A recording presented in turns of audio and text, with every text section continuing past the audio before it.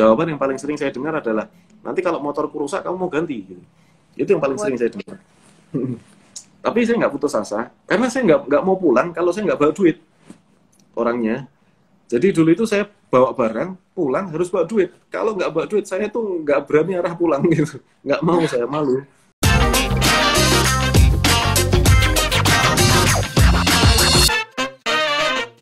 Nah, ini rekan-rekan nih kalau merasa, aduh banyak banget nih yang didapetin dari Mas Arli hari ini, bisa banget ya untuk ditulis tadi apa aja, diupload di story, di account dan tag Mas Arli supaya bisa di-share ke teman-temannya.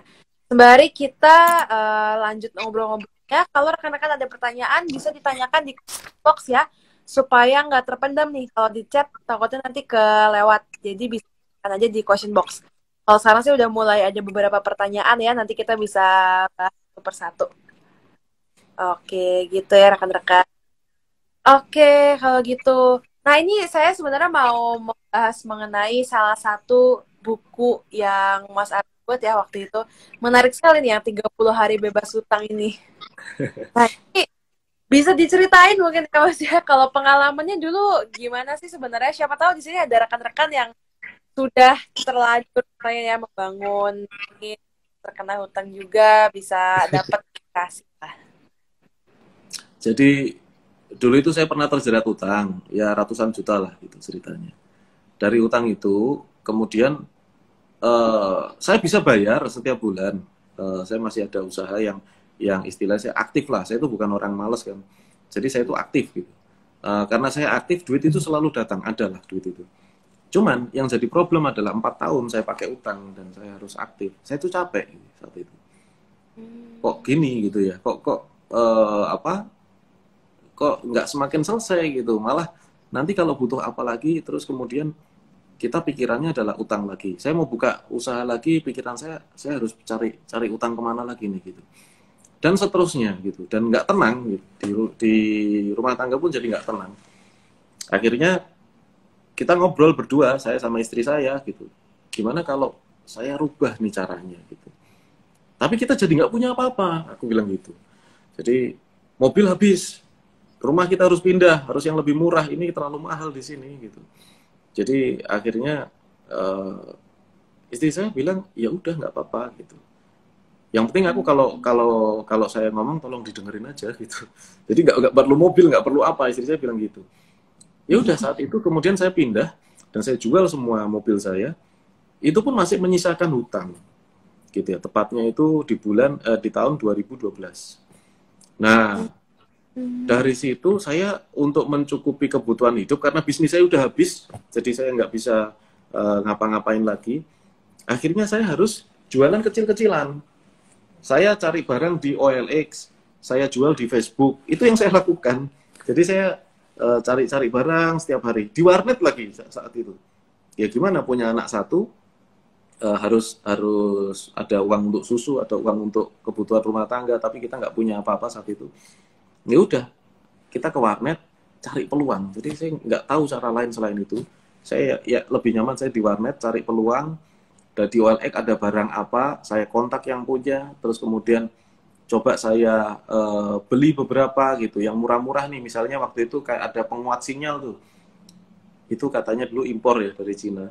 Terus saya beli satu keping itu kalau dihitung tuh Rp3.000. Terus tak jual di Facebook 60.000 laku gitu. Wow. Harganya besar banget ya. Gitu.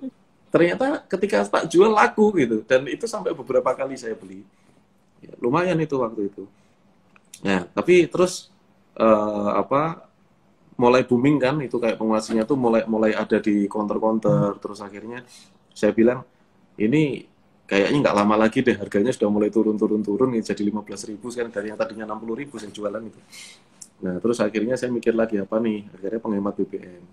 Nah, penghemat BBM itu saya juga nggak tahu caranya. Saya mau beli sama orang, saya beli di Surabaya gitu ya. Saya telepon, boleh nggak kalau saya bungkusin sendiri gitu. Itu istilahnya saya repacking. Saya beli jerigenan aja, saya repacking supaya saya dapat margin yang lebih tebal. Nah, boleh. Tapi belinya kalau nggak salah satu jerigen, lupa itu berapa liter. 1 liter kalau nggak salah itu 4 juta dia bilang. Waduh, 4 juta saya nggak punya duit. Akhirnya saya belilah sebotol. Udah saya beli aja harga konsumen aja sebotol. Saya pengen tahu. Akhirnya dikirimlah satu botol. Tak lihat-lihat apa ini. Oh, minyak atsiri. Ternyata ini minyak atsiri. Apa itu minyak atsiri? Saya browsing lagi. Wah, Saya cari tahu ketemu. ya. Iya, itu. Nah, pendeknya ketemulah itu formula. Terus akhirnya saya beli minyak atsiri sama seseorang waktu itu. Dan kemudian saya kemas ya. Udah saya jual gitu aja. Awalnya orang nggak percaya lah gitu, sudah pasti teman-teman tuh nggak ada yang percaya sama saya, nggak ada yang percaya juga sama produk saya gitu. Wong saya juga bukan ahli kimia, bukan ahli apa-apa, tiba-tiba jualan produk begituan. Jawaban yang paling sering saya dengar adalah, nanti kalau motorku rusak kamu mau ganti gitu. Itu yang paling sering saya dengar. Tapi saya nggak putus asa karena saya nggak mau pulang kalau saya nggak bawa duit orangnya. Jadi dulu itu saya bawa barang, pulang harus bawa duit. Kalau nggak bawa duit, saya tuh nggak berani arah pulang gitu. Nggak mau, saya malu, serius. Gitu. Jadi akhirnya saya entah kemana, ke tempat teman, atau tawarin ke siapa, lewat ke warnet lagi, dan seterusnya kan gitu. Nah, lakulah satu botol. Ada teman-teman yang beli karena terlanjur saya datengin, terus kasihan sama saya, akhirnya dia beli gitu kan. Sampai satu ketika, ada teman yang, ini apa nih? Penghemat BBM, saya bilang. Wah, masa bisa? Coba aja. Akhirnya dia minta satu, dan kemudian dia tetes-tetes ke motor teman-temannya. Nggak ngomong, udah buka tangkinya, tetes, buka tangkinya, tetes, tetes lagi gitu. Jadi ada puluhan motor ditetesin sama dia pulang dari rumah. Tetesin, ya cuman iseng aja karena kenal kan, tetes gitu. Wah, besoknya pada telepon. Itu produk apa kemarin? Oh, kenapa? Rusak motor? Enggak. Kemarin itu jalan itu macet. Tapi habis ditetes kok sekarang nggak macet lagi. Kalau kebiasaan tuh macet gitu. Ada yang kalau pagi starter susah, jadi sudah enteng bisa di starter gitu kan. Kalau pagi sudah mudah di starter, dipanasin. Nah, dari situ dikejar-kejar saya. Ayo dong bikin lagi gitu. Akhirnya ya lambat laun booming lah gitu. Dari yang tadinya saya modal 900.000, saya putar, ya dapat duit lah 60 juta. Saya masih ingat angkanya kok. Dari 900.000 di putaran pertama itu saya dapat 60 juta. Itu sekitar berapa ya? Seminggu apa 2 minggu itu kalau nggak salah ya. Wow. 2 minggu kalau nggak salah. Wah, senang banget itu. Dari situ mulai saya beli bahan lebih banyak lagi, saya perbaiki lagi kualitasnya dan seterusnya. Sampai berputar-putar dapat lagi, melipat terus sekian ratus juta, sampai total itu dari November sampai Maret, yaitu 5 bulan, total 1,4 miliar. Yang paling besar ya di bulan Maret saat itu. Jadi dari situ sisa-sisa utang saya kan lunas tuh. Gitu. Nah, 2016 saya buat e-book 30 hari bebas utang. Yang isinya adalah bagaimana step-step cara saya mengelola diri saya. Itu paling penting sih. Cara saya mengelola diri saya dari punya utang gitu ya, melunasi. Itu kan secara emosional pasti kita drop lah, pastilah. Karena secara tadinya naik mobil, sekarang naik motor, tadinya rumahnya agak longgar, terus jadi sempit gitu kan. Itu pasti secara emosional pengaruh sekali. Nah, bagaimana kita mengelola itu semua? Dan dalam 30 hari itu, apa yang kita lakukan? Gitu. Mulai dari memaksimalkan potensi-potensi kita, mulai menegosiasi dengan, misalnya komunikasi dengan keluarga, komunikasi dengan debt collector, dengan banknya, apa saja dihitung dulu, utangnya berapa, hartanya berapa, yang bisa dijual yang mana, yang tidak bisa dijual yang mana, dan seterusnya, dikelola terus. Apa yang bisa saya lakukan itu semua saya lakukan. Istilahnya saya bebas utang dalam 30 hari bukan berarti lunas ya, tetapi membebaskan diri kita itu dari jeratan emosional utang itu tadi. 30 hari selesai. Nah, setelah ini beres, ya 30 hari itu selesai, lunas utang itu, ya. Entah berapa lama lunas dengan alur yang kita atur sendiri gitu loh. Karena semua ada solusinya. Jadi makanya saya bikin 30 hari bebas utang. Bukan lunas utang ya, tapi bebas utang. Ada yang baru seminggu langsung lunas, ada juga. Karena memang jenis utangnya memang bisa dilunasi dalam 1 minggu. Ada beberapa utang yang memang tidak bisa dilunasi dalam waktu cepat. Tetapi paling tidak sudah diatur. Sehingga utang-utang tersebut tidak lagi membebani dan planning lunasnya itu ada gitu loh. Seperti itu. Betul, betul. Ini saya juga jadi mendapat inspirasi ya mengenai itu. Ternyata pas bangun bisnis di awal-awal orang banyak yang meragukan juga ya. Apalagi Ya, produknya cukup jarang gitu ya. wajar Terus lah. baru dibuat gitu. Memang Wajar. harus kuat-kuat ya kalau di awal ya sebagai Ya, wajar. Itu memang seperti itu. Ya, siapa yang percaya sama kita gitu. Kalau kita bukan siapa-siapa terus tiba-tiba nawarin produk, entah produk apapun aja. Ya kalau makanya kan orang-orang kalau baru mulai bisnis terutama yang bikin-bikin produk itu, awal-awal itu pasti banyak yang nggak percaya gitu. Orang-orang dekat kita aja nggak percaya kok gitu. Apalagi orang yang nggak kita kenal, tambah nggak percaya. gitu ya. Memang perlu dibuktiin ya dengan bukti nyata gitu ya. Tadi makanya naruh di motor banyak terus Iya, kayak iya. Ya kebetulan jalannya seperti itu gitu ya. Mungkin ada beberapa teman yang jalannya mungkin berbeda-beda gitu. Kebetulan jalan saya seperti itu gitu. ya, tapi memang dengerin cerita dari Mas Arli ini juga banyak yang terinspirasi juga. Dan kalau kan boleh tanyakan ke question box ya, setelah ini kita akan membahas satu-satu. Nah, tambahan nih dari saya, mau lagi cerita-cerita inspirasi lainnya dari pebisnis yang luar biasa hebatnya di Indonesia, bisa join juga Idea Cloud Incubator ya. Kita di ideacloud.incubator. Kita lagi ada promo besar-besaran sampai 30 Januari aja, jadi segera buka aja. Yang didapetin apa aja sih? Yang bisa didapetin itu ada 70 lebih video pelatihan bisnis, ada 30 lebih jam sesi diskusi dengan mentor-mentor yang luar biasa. Mentornya siapa aja? Ada Pak Hermanto Tanoko, Coach Robi Cipta Jaya, Coach Denny Santoso, dan juga Bu Belinda Tanoko. Ini saya tuliskan ya untuk linknya bisa daftar di mana. Bisa langsung dicek-cek aja, dibaca-baca dulu. Siapa tahu bisa sangat membantu ya untuk bisnis-bisnisnya rekan-rekan semua di sini. Bisa dapat cerita-cerita lebih inspiratif lainnya juga. Oke, sekarang kita akan mulai membahas ke question ya. Cukup banyak nih untuk pertanyaan-pertanyaannya. Boleh ini dulu mungkin ya, karena tadi bertanya 2 kali juga nih sepertinya di atas ya saat kita lagi membahas mengenai loyalitas pelanggan. Jadi ceritanya ini ada yang usahanya sudah berjalan baik, sudah memiliki customer yang setia juga dan omsetnya meningkat terus, tapi bahan bakunya susah atau suppliernya tidak setia. Menyikapinya gimana?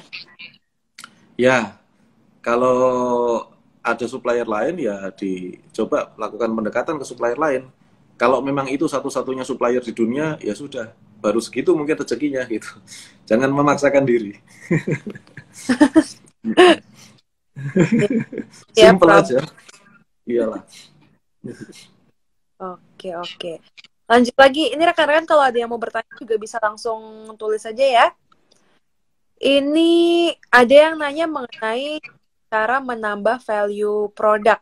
Mungkin tadi sempat di-share juga oleh Mas Arli, tapi ada tambahan nggak nih Mas? Selain dari tadi yang mungkin dari kemasan juga, tipe produknya, ada tambahan kah yang mau di-sharing? Ya, tak tambahin satu lah, bonus lah gitu. Jadi karena ini materi coaching sebetulnya ya gitu. Ada 9 dan tadi salah satunya adalah kualitas produk itu menaikkan value. Terus kemudian yang kedua adalah kemasan ya. Kemasan kita bisa buat kemasan yang ya sedikit lebih besar, misalnya 10% lebih besar daripada botolnya. Kemasan itu kan kerdus ya. Saya ngomong kemasan kerdus. Ini botolnya segini nih. Biasanya dipres gini. Jangan dipres, bikinlah 10% lebih besar, lebih tinggi, 10% lebih lebar juga gitu. 10% lebih lebar gini. Gitu. Terus kemudian kasih karton lah gitu. Kenapa? Lebih besar. Orang tuh psikologinya semakin besar kemasan, semakin mahal harganya gitu. Padahal itu kemasannya, padahal kerdusnya tok yang lebih gede gitu ya. Tapi jangan over. Kalau over ya nanti apa nih kerdusnya gede segini tapi isinya kecil gitu. Coba kita lihat produk-produk mahal ya, produk eksklusif biasanya bungkusnya gede-gede lah gitu. Ya kalau bisa bikin kayak bungkus kardus HP gitu, gede gitu ya. Isinya kecil gitu. Nah, salah satunya kemasan berarti. Terus saya bonusin satu lah gitu. Satu, kita harus belajar hukum supply and demand. Supply and demand penting banget gitu ya. Mungkin anda tidak nggak sadar, pernah nggak Anda beli satu makanan di kota Anda? Biasanya ada tipe penjual yang seperti ini. Produknya tuh laris gitu ya, tapi dia buka jam 12 siang sampai jam 4 sore gitu ya. Atau dia buka habis maghrib jam 6 sore, terus kemudian jam 8 udah tutup, habis.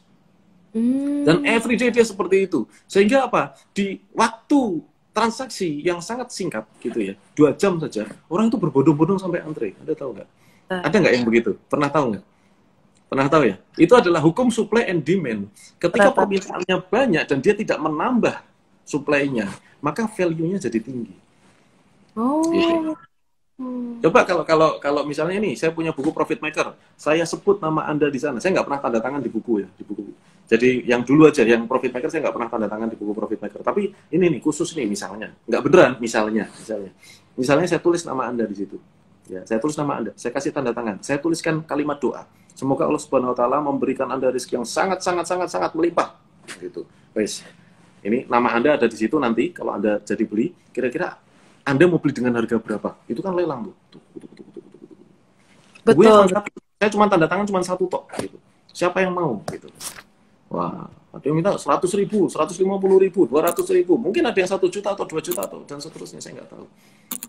Bahkan kemarin salah satu influencer bawa apa namanya? Saya baru di California ini ya, bawa udara dari California. Siapa yang mau gitu? Itu apa coba value? Itu aja dibeli berapa? Ratusan juta kalau nggak salah gitu, atau puluhan juta saya lupa. Tapi apa ya? Karena cuma satu itu dan yang bawa orang itu gitu ya. Artinya semakin terbatas satu barang atau jasa, semakin terbatas, maka value-nya pun akan semakin bagus. Menarik. Gitu. Menarik. Ini bisa betul ya tadi ya, hukum supply and demand dimanfaatkan supaya bisa menambah value produk. Semoga menjawab untuk yang bertanya. Ini ada lagi pertanyaan cukup menarik nih ya. Gimana caranya supaya kita bisa peka sama kebutuhan pasar? Tadi kan Mas Arli juga sebutin kalau suka bikin produk yang solutif ya. Jadi memang ada problemnya, orang ada yang butuh. Nah, ini kan berarti perlu peka nih dengan kebutuhan pasar. Gimana sih? Ini udah keliru dulu nih. Anda berbisnis pakai feeling nih gitu. Ini pantangan saya. Saya bisnis nggak pakai feeling. Kita bisnis pakai riset, pakai data gitu. Simple kok. Saya bocorin aja di sini. Anda bisa buka Google Trend gitu ya. Buka Google Trend. Coba deh iseng-iseng deh, ketik deh, bandingin deh. Kata kunci misalnya obat jerawat ya, dengan obat penumbuh rambut. Nah, itu nanti Anda akan lihat tuh grafiknya, mana yang lebih besar pencarinya. Di situ kan kita bisa lihat, oh ternyata kebutuhan penumbuh rambut sama kebutuhan jerawat itu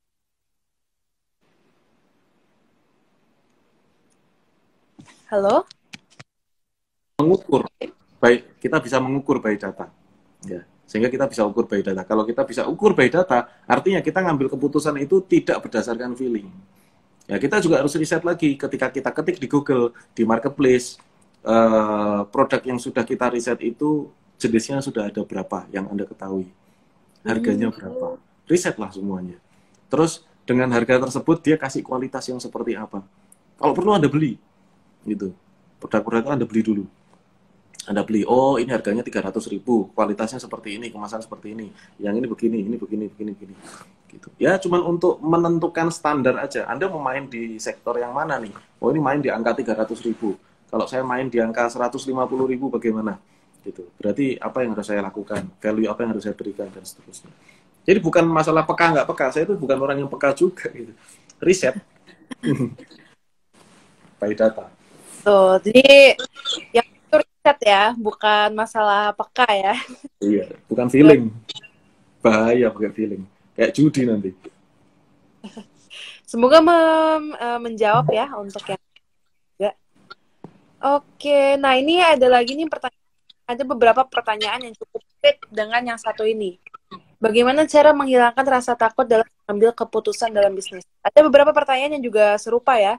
Misalnya ragu dalam bertindak. Nah ini lupa lah kalau saya anggapnya. Ini mungkin kadang dirasakan juga dalam berbisnis kan banyak resikonya juga. Kalau dari Mas Arli gimana nih Mas? Iya.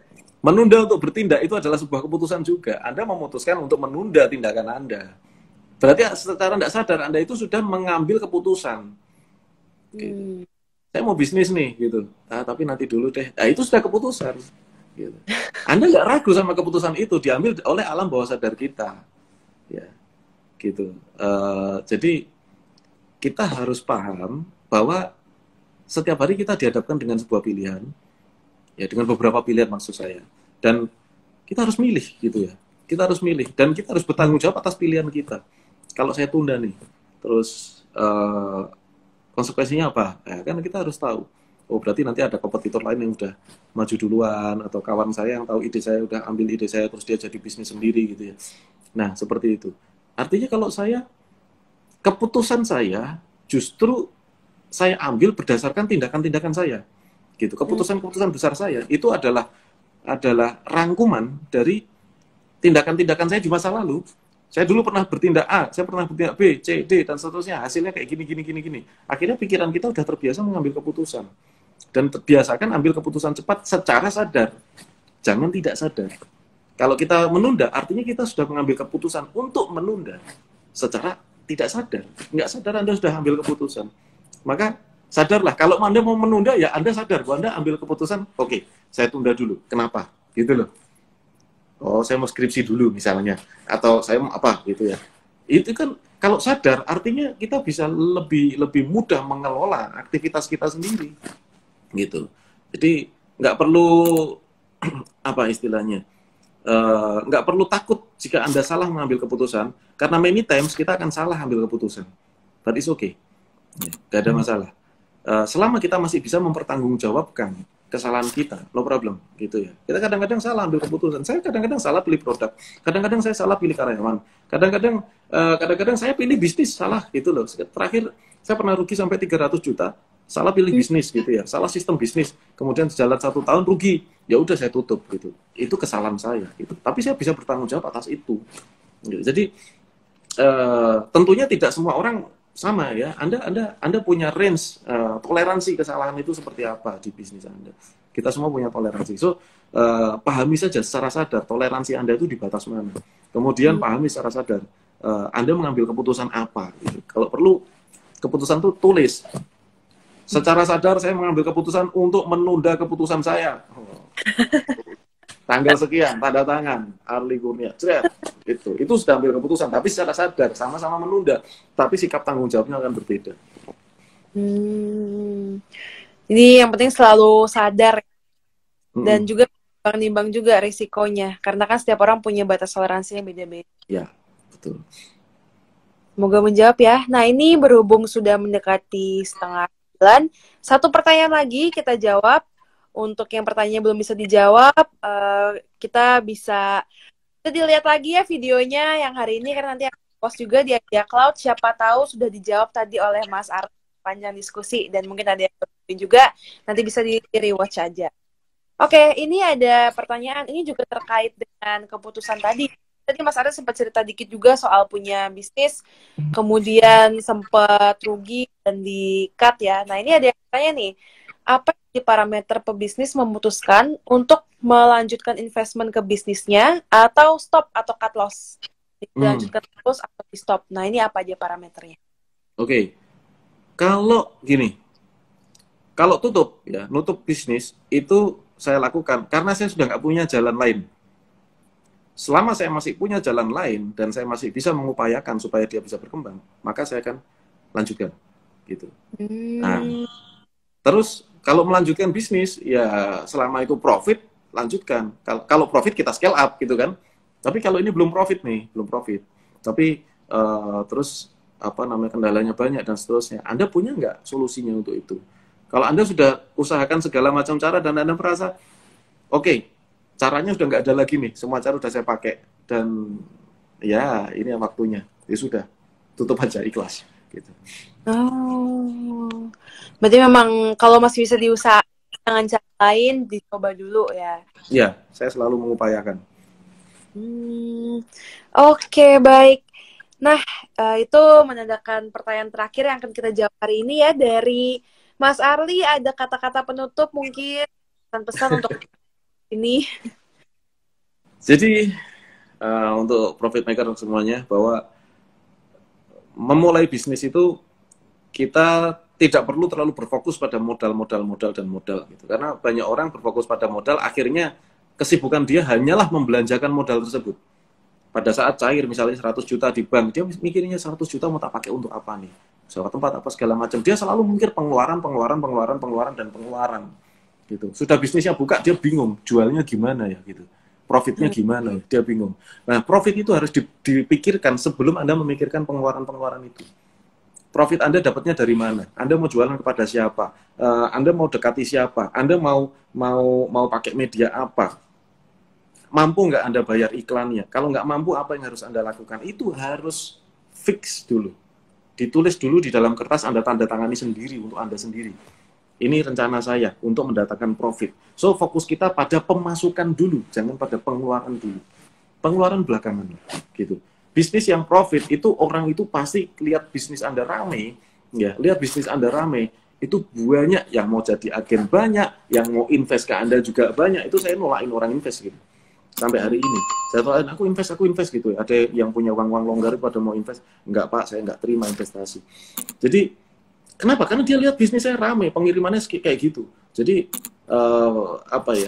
fokus saja sama profit. Fokus sama profit, lakukan semaksimal yang Anda bisa, dan kita harus bersyukur di saat-saat seperti ini itu market itu gampang gitu. Serius. Sekarang IG sudah bisa cair. Orang live IG jual tas ratusan juta bisa loh gitu.